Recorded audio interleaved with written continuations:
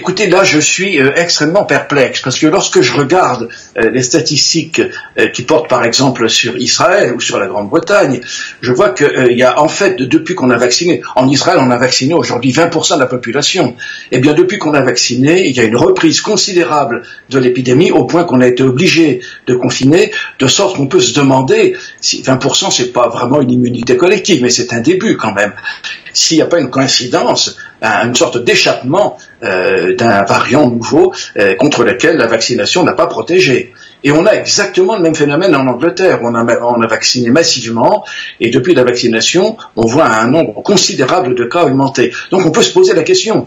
Moi, je ne suis pas très pour ces vaccins à RNA, mais pour des raisons dans les détails desquels je ne rentrerai pas. En fait, ce que je crains avec ce vaccin à ARN messager, ce sont les effets secondaires à long terme, pour lesquels on n'a absolument aucun recul. À long terme, c'est 1 an, 2 ans, 3 ans. Et il y a une deuxième raison, plus scientifique, c'est que dans toutes les cellules, nous avons une enzyme qui s'appelle la transcriptase inverse.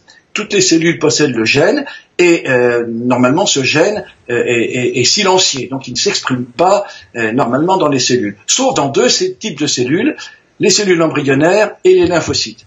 Alors s'il y a une transcriptase inverse, ça veut dire que du RNA peut être transcrit en DNA. Et c'est ça qui me gêne, parce qu'à ce moment-là, on ne sait pas du tout ce que va devenir ce DNA rétrotranscrit.